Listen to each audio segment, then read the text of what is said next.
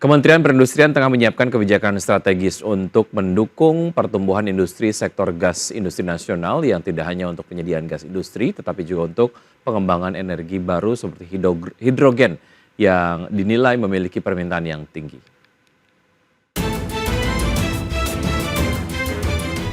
PLT Direktur Jenderal Industri Kimia, Farmasi, dan Tekstil Kemenperin Reni Yenita menyebutkan sektor industri gas masih menjadi sektor pendukung yang sangat vital bagi perkembangan industri manufaktur.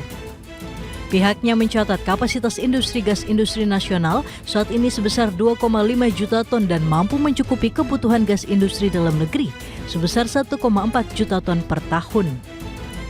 Adapun kapasitas industri gas nasional terdiri atas oksigen sebesar 658.000 ton per tahun, nitrogen sebesar 1,2 juta ton per tahun, karbon dioksida sebesar 653.000 ton per tahun, hidrogen sebesar 4.000 ton per tahun, serta gas mulia dan gas-gas lain sebesar 48.000 ton per tahun.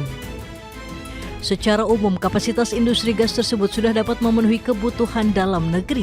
Seiring dengan usaha hilirisasi industri berbasis mineral, baik logam maupun non-logam, dan pembukaan kawasan industri baru, ketersediaan gas industri seperti oksigen untuk memenuhi kebutuhan industri seperti smelter industri baja dan stainless steel, industri mineral baik logam maupun non-logam diperkirakan akan meningkat pesat.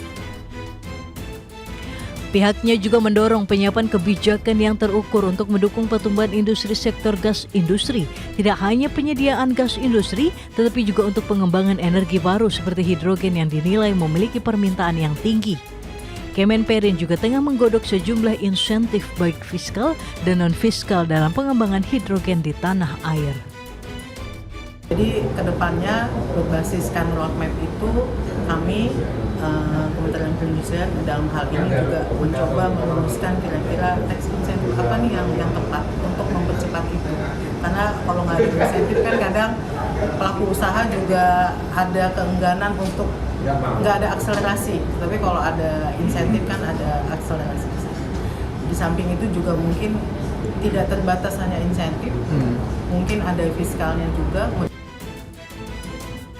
Rani menambahkan dalam mendukung net zero emission pada tahun 2050, pengembangan hidrogen adalah alternatif bahan bakar yang ramah lingkungan dan merupakan media penyimpan energi yang ideal. Untuk itu, penggunaan hidrogen sebagai negeri dalam skala besar perlu didukung dengan infrastruktur produksi, penyimpanan, dan transportasi ke pengguna akhir yang handal, aman, memadai, dan ekonomis. Dirinya berharap agar industri bersiap untuk mengambil peluang ini dengan mempersiapkan penyediaan infrastruktur dan teknologi yang paling efisien dan sesuai dengan standar keamanan yang memadai untuk membangun ekosistem hidrogen di Indonesia. Jakarta, Ade Firmansyah, IDX Channel.